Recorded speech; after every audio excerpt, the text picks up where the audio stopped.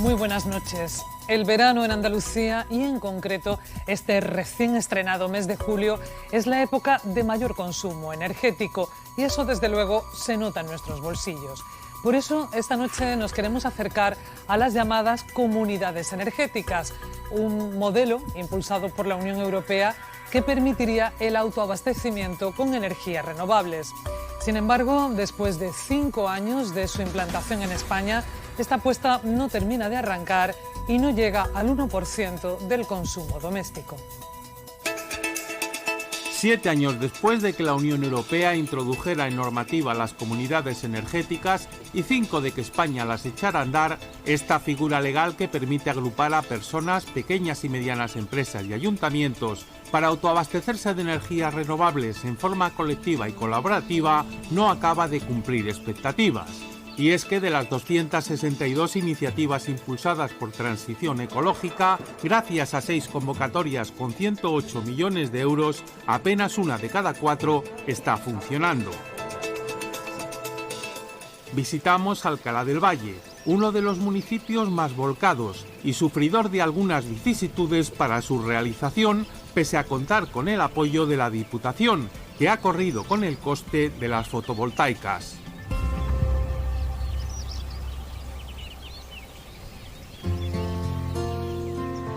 En Alcalá, el equipo de gobierno se ufana de haber incrementado el empleo público de 11 a 110 personas sin generar déficit.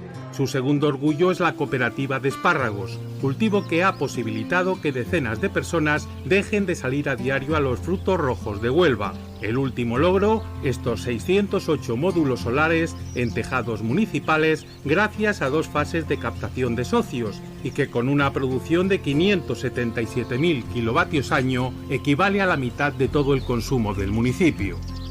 La idea surge porque sufrimos una gran invasión de grandes multinacionales queriendo implantar en nuestro municipio grandes megaproyectos que acaparaban más de 500 hectáreas de tierra. No nos lo podíamos permitir bajo ningún concepto. El motor económico del pueblo de Alcalá del Valle ha sido la cooperativa agrícola. Tampoco abarataba la factura de la luz y a cambio ofrecimos una alternativa. Si ellos vienen a nuestro pueblo a producir energía para venderla al mejor postor, ¿por qué no podemos nosotros producir energía en nuestro pueblo para repartirla al conjunto de nuestros vecinos? Puede llegar un abaratamiento en la factura a cada uno de nuestros hogares autónomos y pequeñas y medianas empresas que han querido inscribirse entre un 40 y un 50% en el abaratamiento. Uno de los principios fundacionales de esta cooperativa es que no tiene ánimo de lucro. Por eso hemos hecho la innovación del PEGO de nuestro municipio, para limitar que en Alcalá del Valle lo máximo que se pueda montar sea 10 megavatios, dado que las grandes multinacionales lo mínimo que solicitan son 50 megavatios, que ellos llegan ahora mismo ofreciendo 1.800 euros la hectárea fotovoltaica o incluso 24.000 euros por un poste eólico. ¿Qué ocurre? Que cuando estos proyectos llegan después al Gobierno de España, si son más de 50 megas, o a la Junta de Andalucía, si son menos de 50, y se declara de utilidad pública, al final a nuestros agricultores les van a pagar justo y precio. Y además, por donde quiera que pasa la línea de descarga a la subestación, entran en los terrenos porque la ley los ampara y no le piden permiso ni a los propietarios. Iberdrola lo estaba produciendo del pantano de ahí de Ardales y estaba cogiendo el agua y producía 1 kilobyte por 30 euros. Y después nos lo vendían a los ciudadanos en 450 euros. Llevamos 5 años con este proyecto y bueno, y hay que contar que empezamos con una legislación muy laxa. Los datos con que contamos siempre lo tuvimos que buscar por nuestro medio. Lo hemos montado en los espacios municipales donde cumplían los requisitos, pero sí es verdad que tenemos un problema cuando decidimos enganchar a la red eléctrica. La infraestructura eléctrica del medio rural es muy precaria. La legislación en Europa de las comunidades energéticas varía según los estados. En unos estados le permite desplazarse a 5 kilómetros hasta el punto de suministro y en el estado español pues la legislación cambió porque era 1,5 kilómetros. Conlleva partir el proyecto en varias fases porque para nosotros hubiera sido mucho más sencillo hacer un solo proyecto en un sitio determinado y a partir de ahí repartir la energía en 2 o 3 ubicaciones diferentes. El sitio era un lugar municipal que tiene el ayuntamiento, que podíamos aglutinar a todos los socios. No tiene mucho carácter ambiental, que era una tierra improductiva, estaba a más de 5 kilómetros y fue imposible. Las grandes compañías eléctricas, a través de los megaproyectos de instalaciones eólicas o solares, pues lo tienen mucho más sencillo, porque sus proyectos son declarados de utilidad pública. Hay que legalizar esa instalación y la autorización la da Red Eléctrica y Endesa. Entendemos que el enemigo no es el que nos tiene que legalizar y el enemigo es parte importante en este asunto. Entendemos que ellos tienen un negocio que no les conviene que el pueblo sea soberano energéticamente. Ahora mismo, a día de hoy, que todavía no hemos cerrado, hasta el lunes, contamos con 255 socios. Y contadores no puedo decir, porque es que como no hemos terminado, de la primera son 233 socios y son 278 suministros. Son personas que también son de pensiones agrícolas y demás, que cuando vino esa barbaridad de subida, la mitad de la pensión era íntegra para la factura de la luz. Muy contento de que los bajen un poco más, porque es que de esta manera una persona que vive sola y que paga casi 100 euros al mes, eso es imposible. Llegó en un mes a 1.200 euros y la más económica en unos 500, o sea que yo me muevo en esa horquilla. Ten en cuenta que un negocio, claro, acarrea una cantidad de productos eléctricos que el consumo es elevado. Intentas poner LED donde te lo permite. Iberdrola durante un año no me mandaba facturas. Bueno, pues me cambio de compañía y me mandan todas las facturas del tirón. Te permite ahorrar al final de mes 40, 50, 60 euros, pues imagínate.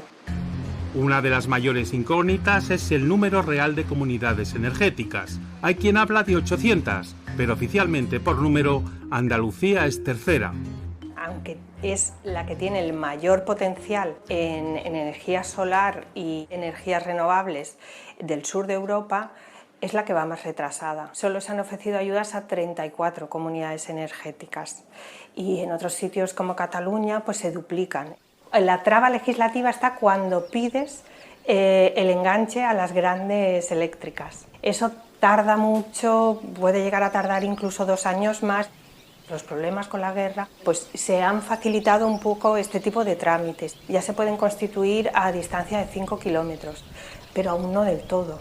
También te digo que las comunidades energéticas que se han acabado de constituir y tal es porque tienen entidades detrás que han ayudado a esa población, ya sea un ayuntamiento, una fundación o demás, en ponerlas en marcha. Luego hay consumo compartido, pero eso no es una comunidad energética como tal. Compartimos entre varios, pero a lo mejor pues ese consumo compartido lo he hecho con una de las grandes eléctricas y el precio de la luz sigue siendo el que ellos dictaminan.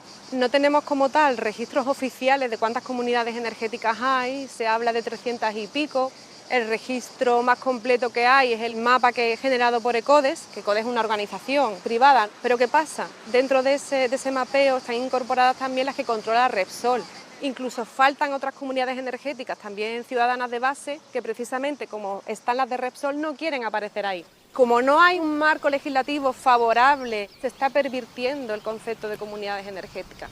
Y tenemos al oligopolio, a Iberdrola, a Naturgy, etcétera, hablando de comunidades solares, a EDP de barrios solares. Repsol, que sí habla de comunidades energéticas, acapara financiación pública. El 30% de las subvenciones en los 3 primeros programas se los llevó Repsol. Claro, una ciudadanía que nunca ha estado presente en el sector energético, sino todo lo contrario, con el poderío tecnológico, burocrático y de influencia política que tiene Repsol, por ejemplo, o otras empresas también grandes, y además esos 100 millones de euros se repartieron en 4 convocatorias. 2 de ellas eran para proyectos de más de 1 millón de euros. Un proyecto de comunidad energética desde la ciudadanía no tiene capacidad de abarcar 1 millón de euros. Al final te quedabas con en torno a unos 20 millones de un plan de más de 16.000. Los beneficios tienen que ser económicos, sociales y medioambientales, pero no lucrativos ni financieros, y además que repercutan en los territorios donde se instala.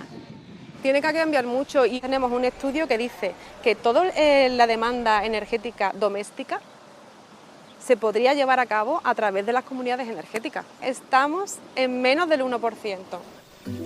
Desde las administraciones solo hay coincidencia en un aspecto, la potencialidad de Andalucía.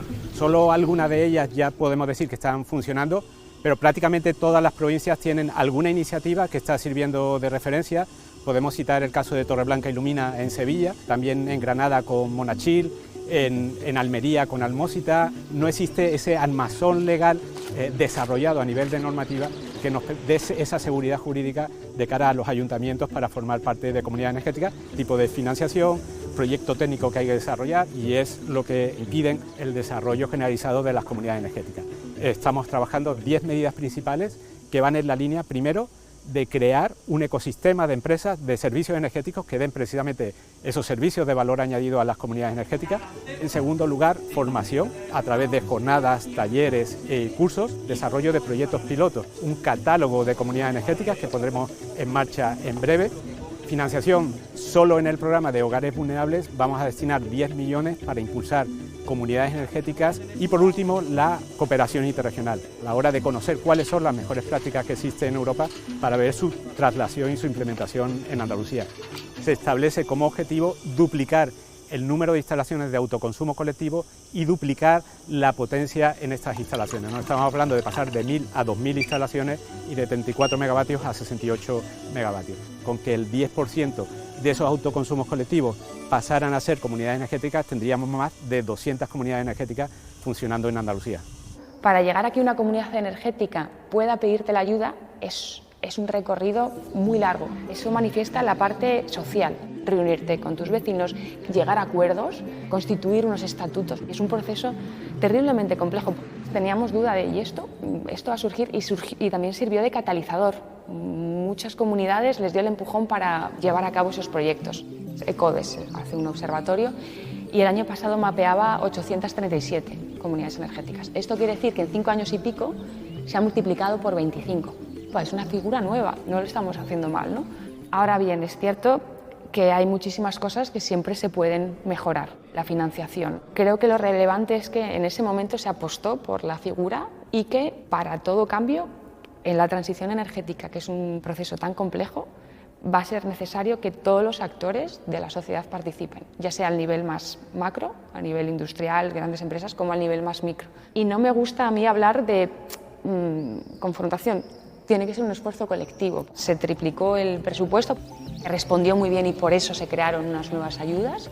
Y, de hecho, en esta nueva legislación que hemos comentado, se ha introducido una partida adicional de 10 millones para nuevas oficinas de transformación comunitaria, que entendemos que van a ser también impulsoras. Y también se está mirando de cara al futuro algunos marcos nuevos, donde también direccionar apoyos hacia territorios más pequeños, entidades o personas más desfavorecidas.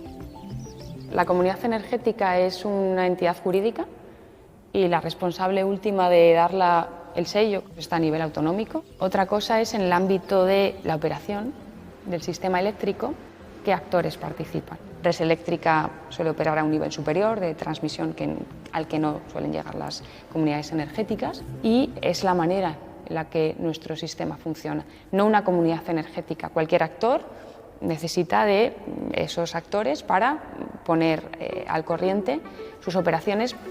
Andalucía tiene muchísimo potencial, lo hemos visto en los fondos, ha sido uno de las top 3, por lo tanto creo que sí que hay un potencial claro en el desarrollo energético y de las comunidades energéticas. Decía Aristóteles que solo hay una fuerza motriz, el deseo. No debería resultar baladí esta iniciativa, porque de creer en el cambio climático, las pymes serían responsables al 50% de las emisiones de gases de efecto invernadero y pueden seguir la senda de las grandes empresas, que ya pagan en la Unión Europea por contaminar mediante un sistema de compra de bonos para poder emitir dióxido de carbono. De momento a las cotizadas, al igual que ya se hizo con las empresas de más de 500 trabajadores, les han aplicado obligatoriedad de presentar informes sobre impacto ambiental en 2027. Y a buen entendedor, sobran las palabras.